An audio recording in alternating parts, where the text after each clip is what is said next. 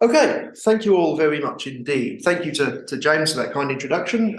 Thank you to the organisers for the opportunity to come along today. It's lovely to be out of the house, as it were, and with a live audience for a change after the last few years. It's lovely to see some real faces and some smiles in the room. That's good. You might not be smiling later.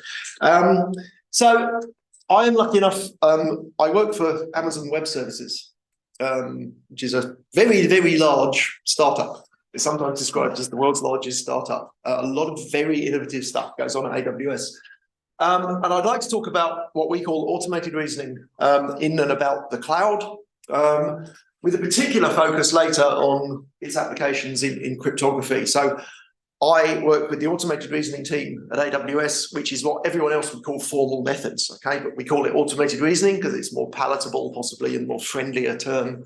But I also work with the cryptography team at AWS, particularly focusing on the application of automated reasoning to the problems of particularly cryptographic software development and verification to make sure we get it right. And I'll tell you about some of the problems to do with that later. So this talk will be in sort of two halves. The first half, I'll tell you about AR in general at AWS and why it's important to us in a sort of business context, if you like, because it's not obvious. Perhaps this kind of use of automated reasoning and formal methods, you might associate, say, with railway signaling or aircraft, the aviation industry, this sort of most well-known safety critical industries where you've seen that kind of stuff for many years. But for a company like AWS, I mean, we're a cloud infrastructure provider to the world. You might say, well, why does AWS do formal methods and automated reasoning? It's not so obvious. So I'll tell you about why it's important to AWS in the broader scheme of things. The second half of the talk, I'm going to dive into some technical stuff. I warn you, there will be some code up on the screen. And some theorem proving-y stuff that some of you might recognize, we shall see. So there will be some technical content, watch out for that, about cryptography. I'll tell you, and I'll talk about some of the most recent stuff that we've done and made available to the world in terms of performance and verification of cryptographic software. So here's my boss. Some of you may know this chap. This is Byron Cook, who leads the automated reasoning group at Amazon. This is Byron being conspicuously successful at automated reasoning, being invited all over the world to speak at conferences like PLDI and OOPSLA and FLOC, excuse me.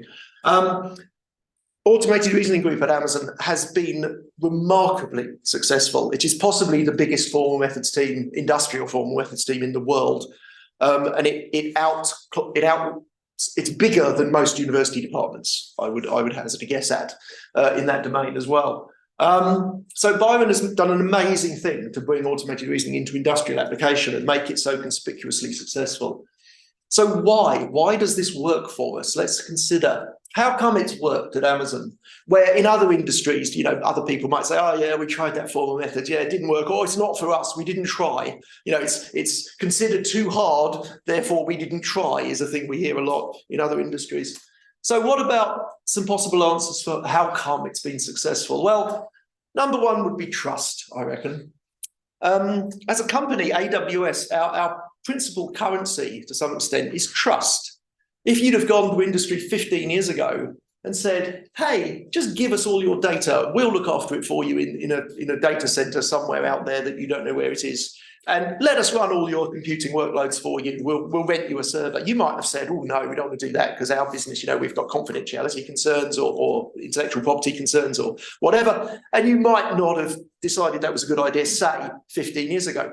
Today, massive companies all over the world trust organizations like AWS to run their computing workloads, to store their data. Vast amounts of data are stored in AWS by very large organizations. And we do people's computing for them at enormous scale. I mean, the scale numbers, I'll show you some of them later, are truly mind-boggling. So a lot's changed, and we've built a lot of trust with customers where it's now quite accepted that large organizations trust us to do their jobs and store their information.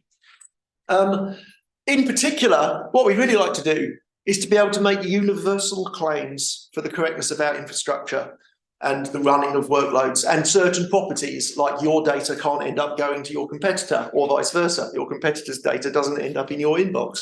Things like that matter to people. By the word universal here, which I've highlighted, what I really mean is being able to make statements like this. So being able to say, yeah, for all users, for all storage buckets, for all possible requests at this API endpoint, for all possible virtual private clouds that you've set up, this important property is true. And that's a lot of for alls on the front of that claim. And if you multiply up the number of users by the number of buckets, by the number of requests, by the number of everything, you get a really big number, like a number that's so preposterously large that it might as well be infinite. You certainly can't test it. You can't say, well, I'll just test all the permutations of all the users and all the buckets and all the data and all the states of the system and whatever, because the numbers are so astronomical. So being able to make universal claims of correctness is a really big deal for us, to be able to say, dear customer, this is always true of your stuff or our stuff. What automated reasoning does for us is it produces finite proofs of infinite systems. And you might think, hey, hang on, now in this room, I'd expect you all to nod and go, oh, yes. If I say that to a bunch of software developers, they look at me strangely. So a finite proof of an infinite system, the easiest one I can think of is a 2-page geometric proof of the Pythagoras theorem. Because that's a finite proof, it fits on 2 pages of paper.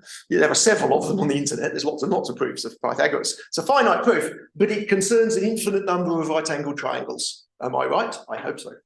I've got that right. Okay, so it's a finite proof about an infinite state system. And given the systems that we're running, as I said, they are so massive that they might as well be infinite. Therefore, we need to do finite proofs about their properties. The catch, oh yeah, there's this little catch called soundness. The soundness thing is convincing yourself that the proof of whatever the property is actually trustworthy and not, you haven't made a mistake. There isn't a hole in your proof somewhere that renders it. Or you haven't made an assumption that's actually sort of just not true in the real world. You do have to worry about the pesky real world sometimes. The real world is malicious sometimes. At the scale we work at, things like DRAM chips aren't actually reliable anymore, because when you've got a lot of them, they do actually fail now and again. Things like that you actually have to worry about. So convincing yourself that your claim and your proof really is sound is actually a serious, serious problem. Another big issue for us is scale. Everything at Amazon makes my mind boggle. Sometimes I have to go and lie in a dark room when I find out about some of the scale of the systems we run and the numbers that are involved. At cloud scale, essentially you can't appeal to corner cases and you can't appeal to the tail end of a distribution. So saying our stuff's okay, and yeah, there might be a few bugs, but oh, don't worry, that's probably not going to happen. That doesn't really stack up. So verification by appeal to unlikely stuff not happening, it's not going to work. Because when you're running very large numbers of servers with petabytes, exabytes of data, the tail end actually happens quite a lot. So you can't appeal to the tail end. That doesn't work. So, for example, in 2021, this data is at least 2 years old. In 2021, Simple Storage Service was responding to more than 10 million requests. Now, you're probably looking at me and saying, oh, Rod, you idiot. Rod's forgotten to put the units on. Well, I haven't forgotten to put the units on. I forgot to put the units on for dramatic effect. Oh, per second. That's nearly 1 trillion per day. And that each of those requests, most of them, require establishment of a TLS endpoint connection, which requires a serious piece of cryptography to occur at either end of the connection, the client end and the server end. Well, imagine at the server end, you've got to do 10 million TLS connections per second. How much compute power do you need to do? Oh, that's quite a lot. There are a lot of servers doing that. So there's some really big scale issues here. Some more numbers supporting Prime Day in 2023. These numbers published more recently. EBS did 15 and a bit trillion requests. Oh, and 764 petabytes of data a day to support Prime Day. DynamoDB, 126 million requests per second at peak. That's a bit mind-boggling. CloudFront, 500 million HTTP requests per minute. SQS, 86 million requests per second. SQS is the simple queue service, so this is a message passing service within our infrastructure. That's how big the numbers get. And it, as I said, sometimes, especially when you first join Amazon, you have to go and lie in a dark room sometimes to recover from this onslaught of scale. It's wild. Some other possible answers. Listen to customers. This is a big deal at Amazon. We're very, very focused on just listening to customers and doing what customers want. Pretty much nothing else. And often what customers want isn't everything. There's sometimes in the formal methods community in computer science a bit of a focus on trying to establish and prove everything about everything. And that can be really difficult. So don't try to verify everything. Just listen to customers and verify what they care about the most. And that can sometimes be something really simple. It doesn't have to be a full functional correctness proof of everything against the giant formal specification of everything, because that's too hard. Nobody's got a formal specification of everything anyway, pretty much. So verify properties of systems. But we still have to worry about that soundness catch. You can't drop the soundness ball in this process. You still need to establish, convince yourself you've got the right answer and you can trust it. So taking on easier problems by listening to customers is an important thing. So here's some examples of some customer-facing features. There's something called a VPC reachability analyzer. So this tells you about the reachability of systems and networks within your virtual private cloud. So you can say to it, is it possible that this storage bucket can reach this internet-facing endpoint? And the system will say yes or no, because you want to know that, and that's an important thing.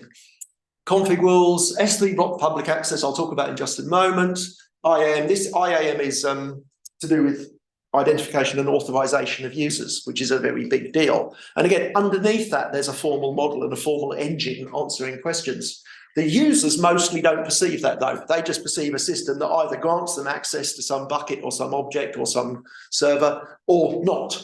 Under the hood, there's a formal methods engine solving proof problems, but the users don't really perceive it, and that's fine. This thing I mentioned called block public access, this is a feature of the S3 service, the simple storage service, where basically all the user perceives is you can say, well, for this bucket of storage, whatever it is, just tick a box and block all public access, meaning that bucket cannot be exposed to anyone outside your organization, out to the outside world on the internet. And as far as the user is concerned, that's just a tick box on a web page. They say, yeah, turn that on. And what's nice is it stays on. So that if you add a user or change a policy or add another bucket or change permissions, it checks it over and over again every time you change. So it keeps checking. And if you violate the block public, if you try to violate the block public access rule, the system says, no, probably you don't want to do that because that would make this bucket available here publicly. And you've said you can't do that. So it's a continuous check, not just a one-off check. Indeed, you can go further and turn this on for all your buckets and all your users. It's a global option for S3. You just say, turn it on for all my buckets and users and for my entire organization. And a lot of users think that's great because it's a simple thing to do and it's a nice... under the hood, there's formal methods. There's some sort of SAT solving or reachability solving engine underneath this that's determining, which bucket can reach which server via which network, There's some really complicated model being there, but the users don't even know it's there. They don't perceive a formal method. And you're winning with formal methods when it disappears. The users don't know it's happening. So that's really nice. So yeah, just turn that on. AR in Amazon has impacted in all sorts of places that you would never imagine.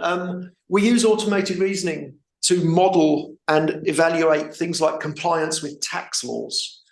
Because the tax laws about, when you buy something on the store on Amazon, like the tax rules are really complicated depending on which country you're in, which jurisdiction and stuff. So there's a formal model of the tax rules, and you can use that, and that's done. There's a formal model which can be evaluated to check compliance and things like this.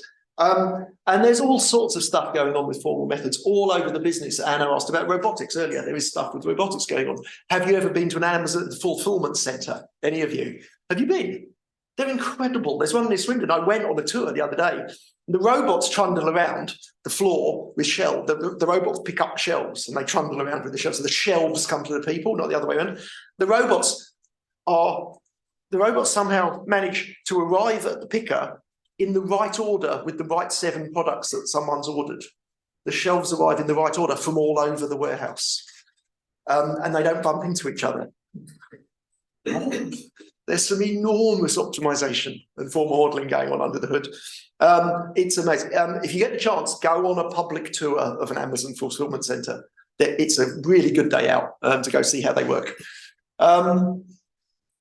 Here's a staff photo board. Here are some people. Some of these faces you might recognise. Some of you might know Daniel Koenig, formerly of Oxford. Yes. So that's a very youthful looking Daniel in that photo.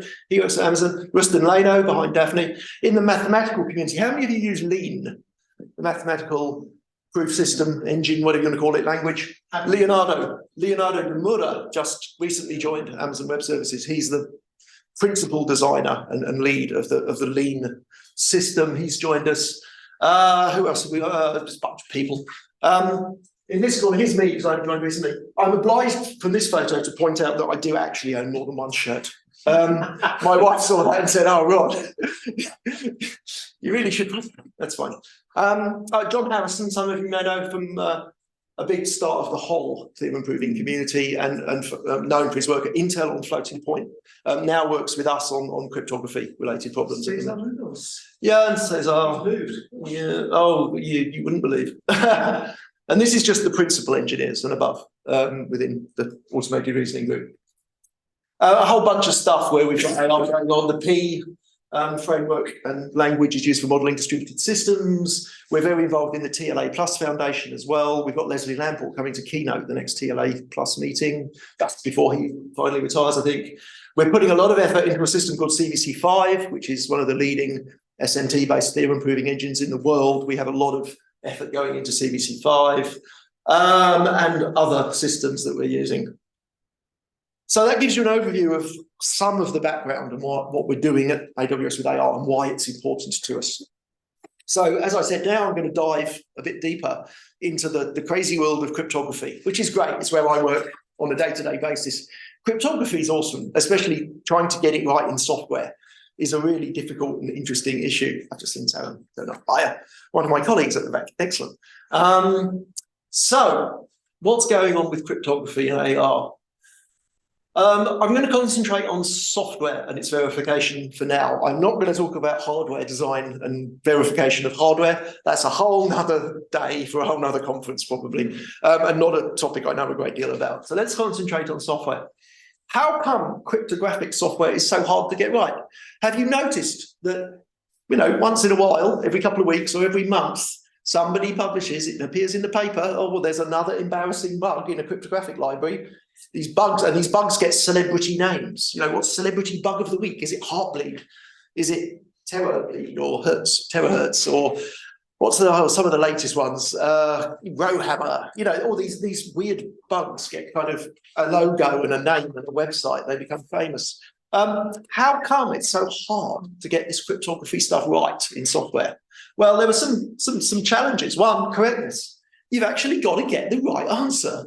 You can't sometimes get the wrong answer because that can be catastrophic for cryptography.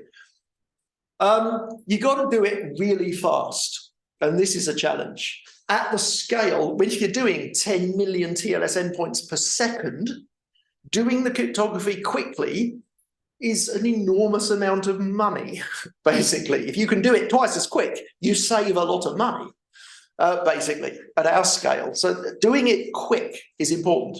There's a tension there. Verifying software is hard. Verifying software that just happens to be the fastest in the world is super hard. Then we've got this problem of so-called side channels. Do any of you know about side channels in software? You come across this issue? So things like by observing the execution time of software, you can deduce what it's doing and deduce the data that it's processing. Like, for example, you can extract a cryptographic key from a cryptographic algorithm by observing its execution time. Similarly, you can observe power dissipation. If you attach a sufficiently sensitive ammeter to your computer and do a lot of tests and then a lot of statistical analysis, by looking at the power consumption of the CPU, you can extract something like a cryptographic key. There are all sorts of these crazy side channels, acoustic ones, all sorts of things. Writing software that is demonstrably free of these side channels is seriously challenging because effectively you're breaking the programmer's model of the instruction set. You're trying to program in a way that's controlling the CPU at a level you're not really supposed to be able to control.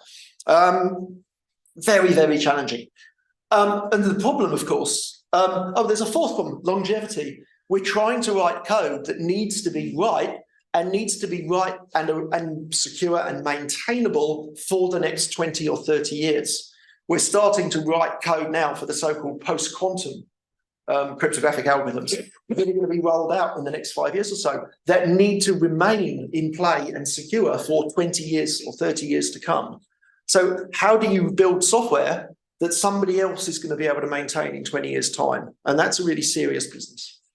Of course, the big challenge is it's all of the above at the same time, please. That's what my team do, and that's why this is such an interesting and challenging area. Whoops, we've lost the screen. Can you get that back for me? Yeah. Okay. I'll just tell jokes or something for 5 minutes. Thank you. I shall snap back to where we were. Nearly there. Oh no, hold on. Who put all these animations in? I mean, really? Oh, come on. Oh, gone too far. All right, so longevity, yeah, all of the above. So some trends I've seen emerge in the recent years in this field, things that have been going on, it's quite interesting. First up, with, if I may abuse a slight rhyme, is that formal is normal. 15 years ago, you know, somebody would propose a new cryptographic thing and they'd say, well, we've tried it out and it seems to work and nobody's broken it yet. Okay, that's not true anymore. These days, in the top cryptography conferences, people propose cryptographic constructions, and the new construction comes with a mathematical proof of its security properties with respect to some threat model or some attack model. And this is now standard practice. So mathematics, and particularly proof of security properties against particular attack scenarios, is now a kind of standard part of the research community's work. And at many levels, at the pure math end, security properties, specifications, even down now to the level of code, we'd expect code to have proofs coming with it to suggest that it has certain correctness properties, like this property of X. I talked about the timing side channel thing. One way of defending against that side channel is to write code that always executes in the same time. Okay, it's called constant time programming style. That's pretty hard to do, because it spans several layers of abstraction. It's a programming language problem, it's a compiler's problem, it's a CPU microarchitecture problem as well.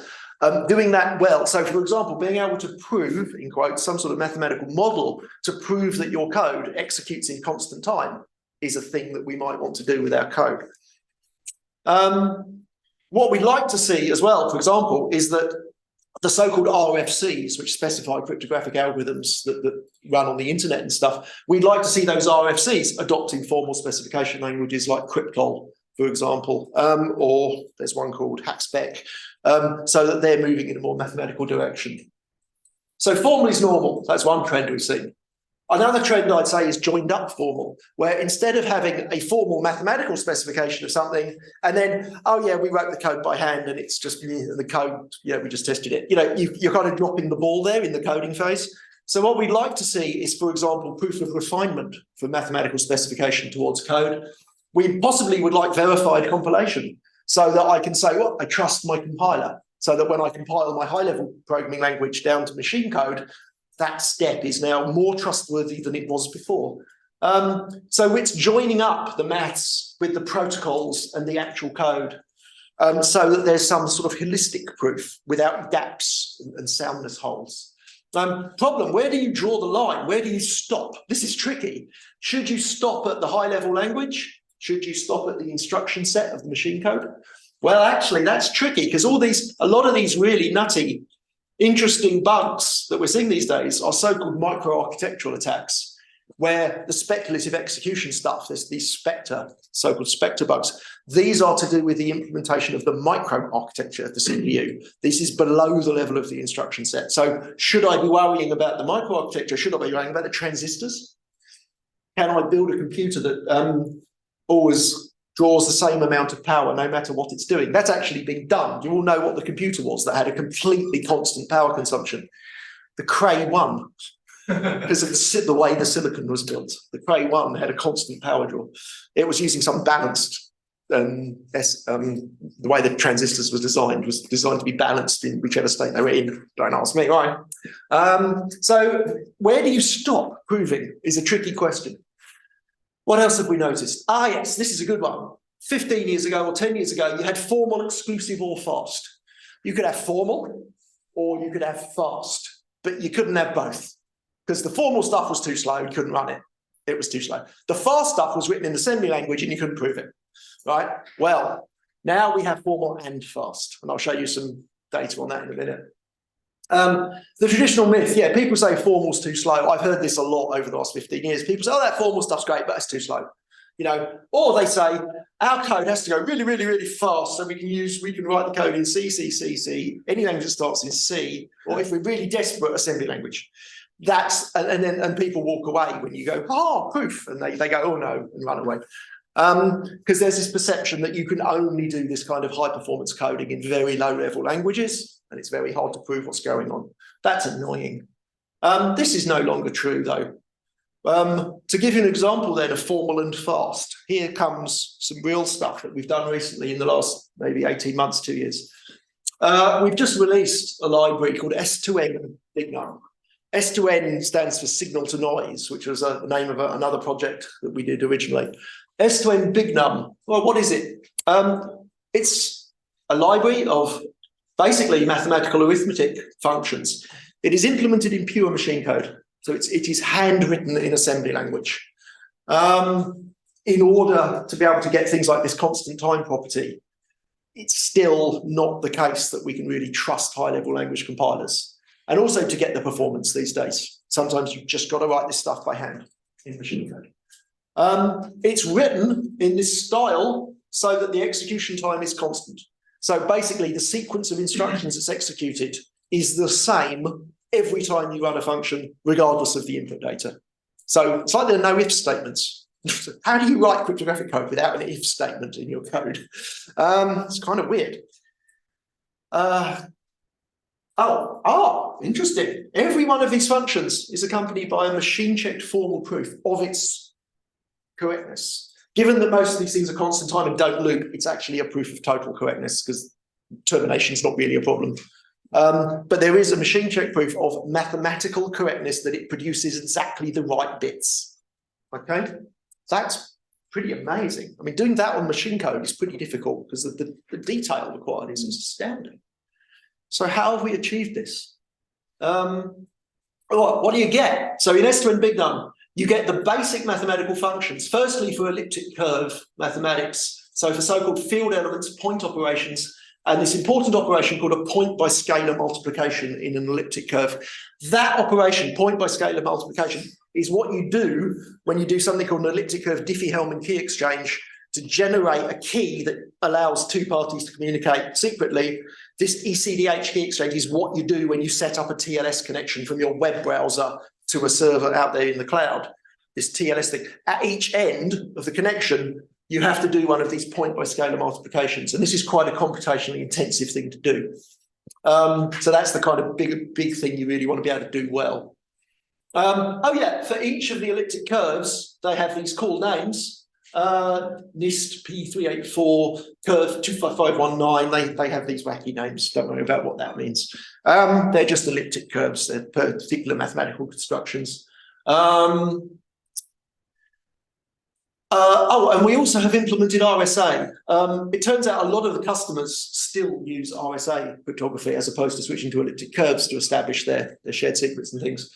So this is doing A to the B mod n for very large values of n, like, for example, 4096 bits modular size, the value of n. So we've also got this implemented.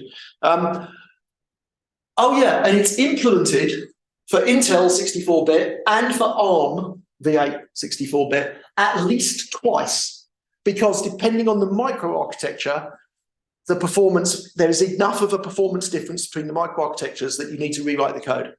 So, for example, Graviton 2, which is a particular ARM core, is different from Graviton 3, which is a different microprocessor core that comes from ARM. They are sufficiently different in terms of their internal structure and the pipelines and things inside the CPU that you need to rewrite the machine code to get the best performance out of those two CPUs. And there are at least two implementations for Intel, basically for modern Intel machines that have modern vectorization available, and then there's an implementation for older Intel machines that don't have the newfangled vectorization instructions. So there's at least 4 copies of each function in this library. Oh yeah, the proofs that I mentioned, the proofs of functional correction are actually all constructed and modeled in a system called whole light. Now, I mentioned John Harrison earlier. John Harrison is one of the developers of the whole light system, has been part of his career for a very long time. So John is behind this modeling and proof work in whole light, which has been done. It's very, very clever. I'll show you in a second. It is permissively licensed. All of this is on GitHub. You can use this under the terms of that license if you want to. You can see how it's done. All the proofs are there. If you want to replay the proofs, convince yourself that we haven't got this wrong. If you think we have got it wrong, please raise an issue, let us know. But you can replay the proofs. You can build the software, try it out if you want, see what happens.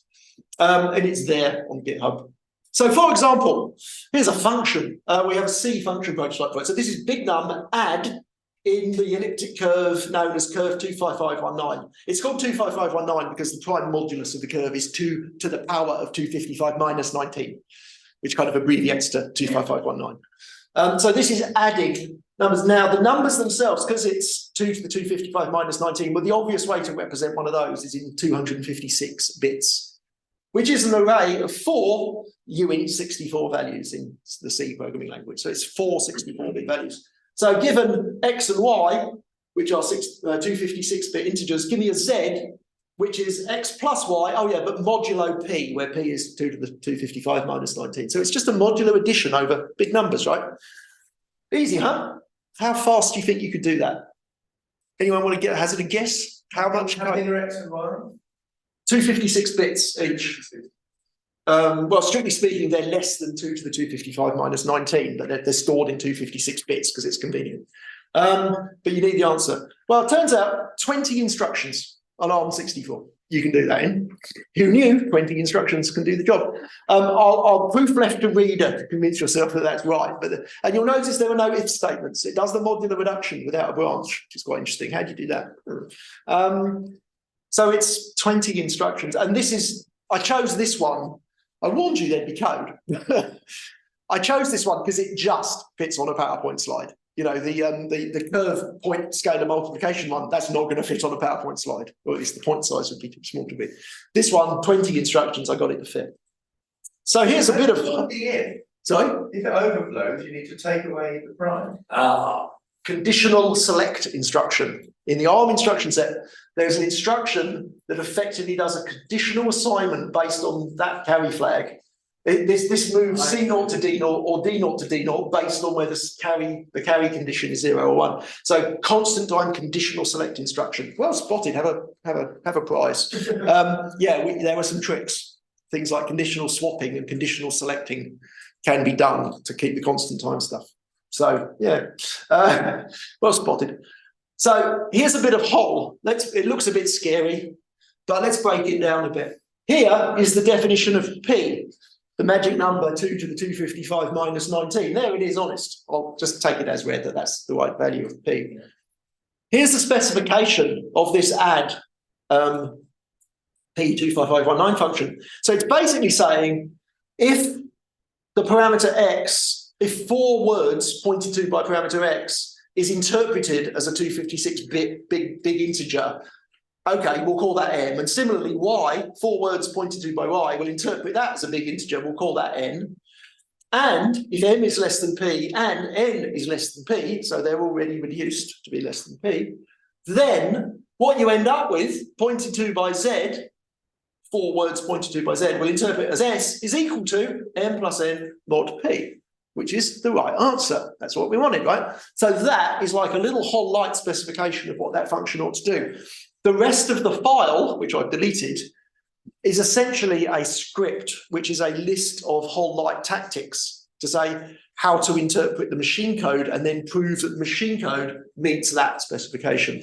So each of these functions has a whole light proof script, which you can run, which reestablishes the proof. And basically it starts with the object code. It starts by disassembling the object code, and then it has a semantics for each ARM instruction that's used, modeled in whole light, and it kind of does a combination of forward symbolic execution and then blah, blah, blah, blah, and then theorem proving by whole light tactic language to actually knock these proofs out.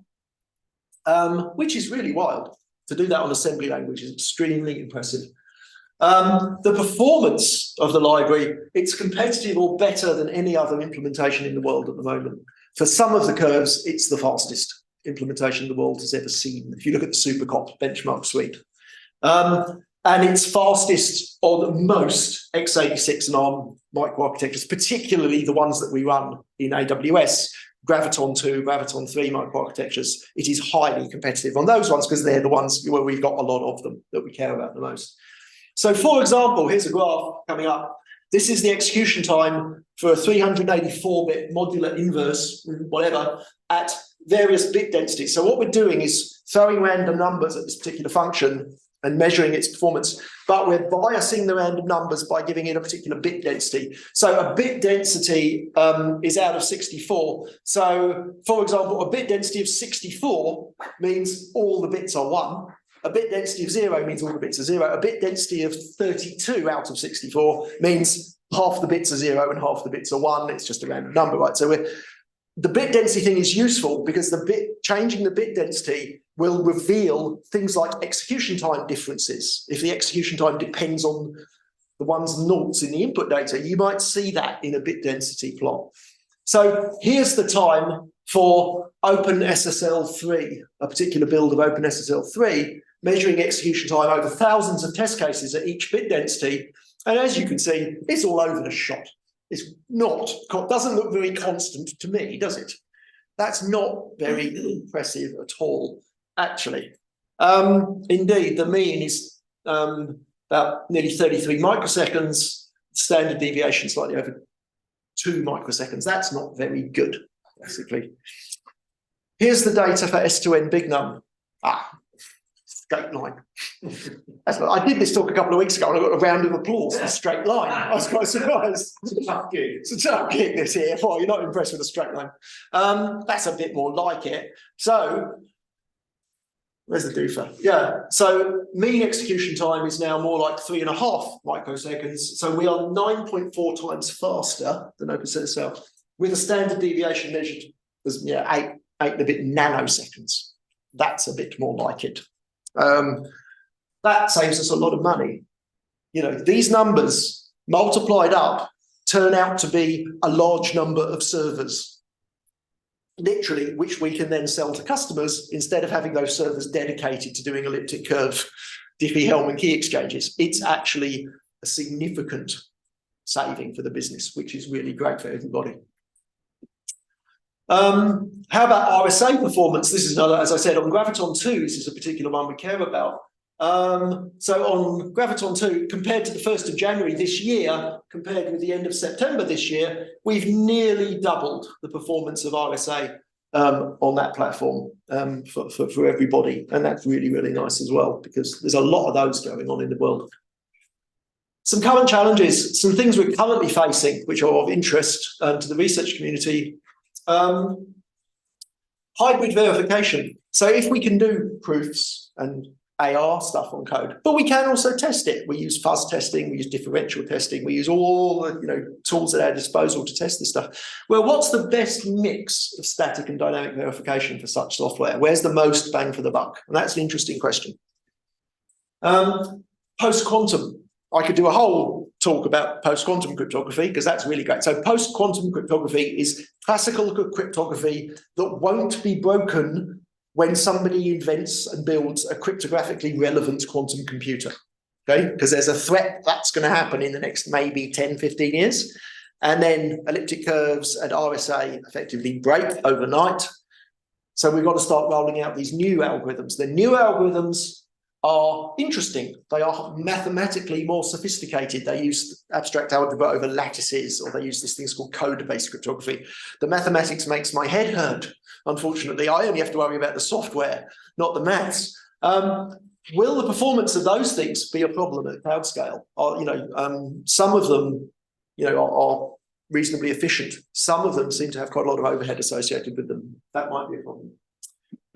That PQC stuff. on a big iron server in a data center, that might be fine. But what if you need to do post-quantum cryptography on an edge device? What if it's on your watch, on your laptop, a device that's running on batteries, some IoT device, that camera over there, something like that that's running on batteries? Is post-quantum computing and post-quantum cryptography going to flatten the battery of your favorite device? That's not going to be popular.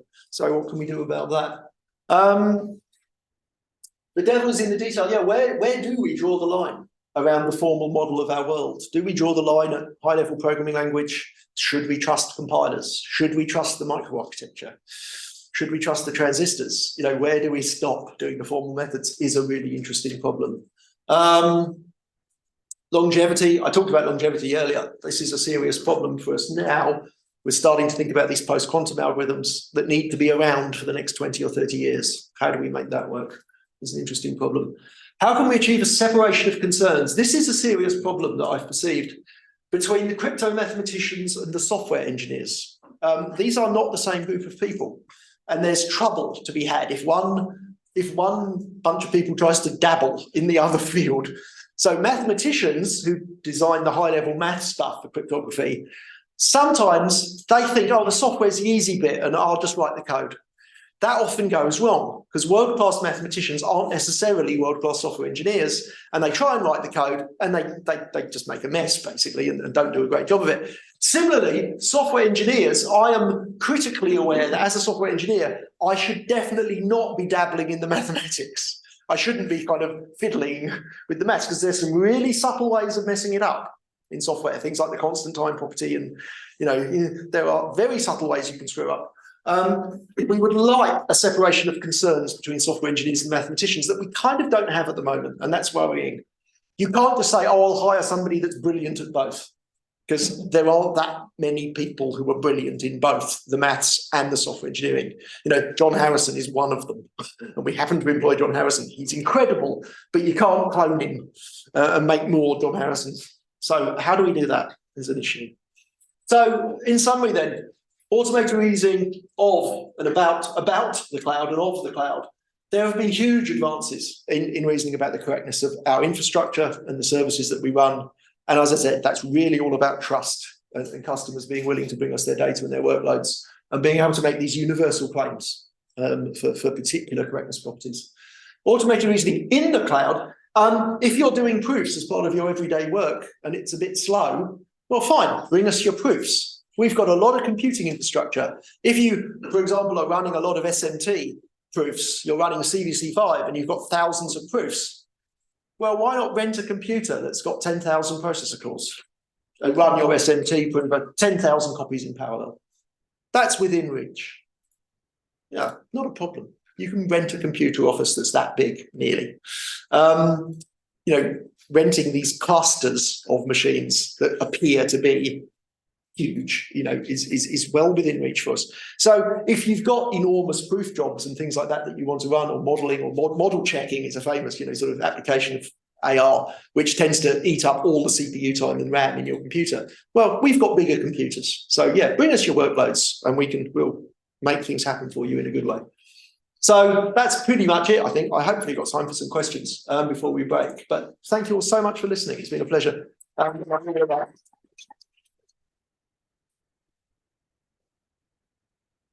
Thanks indeed, Rod. And as you said, some mind-boggling numbers there. And so we've got time for questions. Kieran, are you monitoring the... I'm monitoring nothing just yet. Okay, thanks. So questions from the floor? So RSA will be broken by quantum, but you say this other elliptic curve stuff is also going to be broken by quantum. Did he help the key exchange? Yes. And essentially, as far as I understand the mathematics, elliptic curve Diffie-Hellman relies upon the ability not to be able to compute something called the discrete logarithm in the elliptic curve. That is, as far as I understand it, there's something called Shor's algorithm, which is essentially a proposed algorithm that will run on a relevant quantum computer. Shor's algorithm is the thing that does factor. Yeah, there is also an application to the it does discrete log or elliptic curve as well. So yeah, they're both essentially index finding algorithms. That's how it breaks factoring. That does factoring, yeah. Sorry, actually, yeah. No, I defer to a proper mathematician who knows the answer. Yes, elliptic curve stuff basically gets broken via a cryptographically relevant quantum machine. And that is something that's of some concern at the moment. But I mean, is it really, I mean, the nation states have these things by now? Not now, but. Not now, in 10 to 15 years, it may well be achievable. Yeah. The jury's out. Verify some better algorithms then, where you do verify. Well, no, I mean, there is a huge effort now on post-quantum. The NIST in the United States is running an entire program to bring new algorithms to bear. I think there was a huge hole found in one of them quite recently. Indeed, one of the candidate algorithms that had made it to round 3 of the competition was astoundingly broken by some researchers who found they could crack it on a laptop in about 6 hours. So yeah, these things sometimes fall, and that's why the standardization process takes a long time to play out. It's been going 5 to 10 years now, and we're now in a final round 4 for the first batch of algorithms, which were draft standardization stage. So it's a very interesting process, and we're involved in the process, and we're involved in beginning to implement the algorithms so that they can be rolled out. Survived thus far. Yeah. To start. Yeah, and we're very actively engaged with doing that. Interesting. Thanks. Okay. You said more about this static versus dynamic thing. I guess when you did this example of reachability of buckets, it sounded like you were kind of doing the dynamic testing for such things, and kind of every time the user clicks a box, you were running a stat solver to see whether a certain thing was reachable.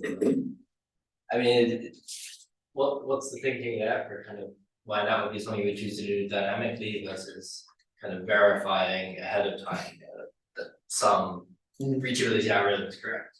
So most of what I showed you earlier was examples of static analysis of things like reachability networks and so on. With things like the cryptographic software, there is a point where you say, there's a trade-off to say, well, proving this function might be so difficult and intractable that we'll do a certain level of proof sort of up to here, and then above that we'll do very, very focused integration testing or fuzzing or dynamic stuff. So you'll mix testing. So of particular mathematical functions, you may choose to test them very heavily, as well as doing proofs of lower level properties, which are more tractable. So there's a trade-off there of assurance versus effort that's present in any kind of engineering, really. So yeah, finding the right mix for a particular project or effort is an interesting problem. Because sometimes, we can't prove everything about everything. We have to focus our effort on what we can prove and what's useful and what generates trust and what generates assurance for customers. So there's some pragmatism required, I think. Yes. Let me ask a much broader question. It's funny how the application of formal methods in industry has ended up. So it seems like the recipe for success, if you're a very large company like Facebook or Microsoft or AWS, is to have a very large amount of financial resource, a charismatic leader, and hire the very best people that you can. Now that clearly is a good recipe for success, and it's working for lots of large companies. And your talk was really inspiring about what can be done in AWS. But it wasn't the vision that we had of formal methods 30 years ago. We imagined formal methods for all. Was that just completely misconceived? And this is actually the reality, these spectacular applications of very large resource? I think that there is formal methods for all in some areas where it's disappeared and it's not perceived as formal. So optimization inside compilers, for example, there's a lot of mathematics going on behind the scenes inside, for example, the Rust compiler is a static analysis engine for doing this. There's something in the Rust compiler called the borrow checker, which is essentially a big automated reasoning engine for reasoning about properties, memory safety properties of your program. But it's accepted that that's just a thing the compiler does and all developers run it, so that's fine. So there's things like that where it's becoming invisible and people are just accepting that it's there. Possibly that kind of adoption and making it visible hasn't happened at the rate we would have liked. or expected 20 years ago or 30 years ago. But I think it is there. I mean, it's interesting these days. I didn't talk about hardware design, but in hardware design, formal checking of properties of hardware designs is just common practice You all wouldn't over the produce a commercial circuit. You couldn't do it.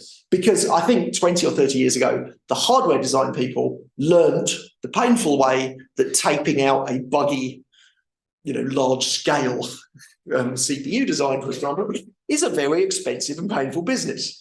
So they learned that formal modeling and checking was worth the money and worth the effort because it's so expensive to get it wrong. With software, we've always had this option of going, yeah, we'll ship you a patch. It'll do.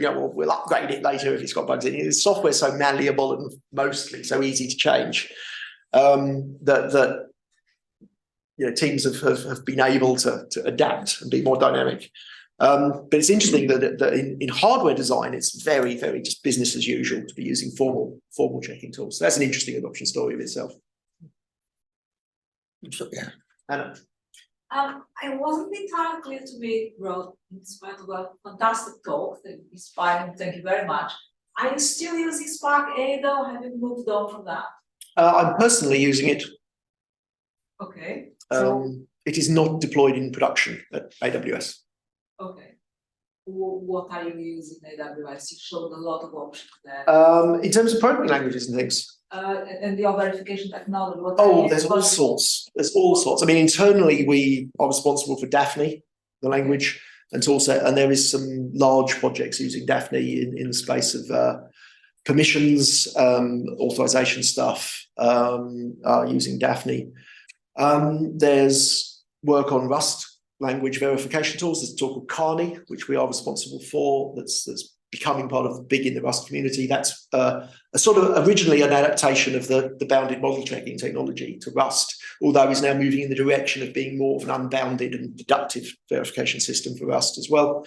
What else have we got under the hood? There's a lot of checking to do, possibly more shallow checking, but checking of Java going on in the business because there's a lot of Java code inside AWS, and that's a big deal for us. Are you going to try and sell Spark A to them? Make the case of Spark A? Not at the moment, I think is a reasonable answer to that question. Okay. Thank you. I have a question from the Zoom, from Richard Pinch. You said separations of concerns, which seems an unduly negative way of putting it. Surely what we need is sharing of concerns. So how do we do that? I think that's a perfectly reasonable observation. Yes, perhaps I'm being a little bit negative about that. That problem, sharing of concerns. Yes, it would be nice to get the mathematicians and the software engineers to actually talk to each other. That would be a good start.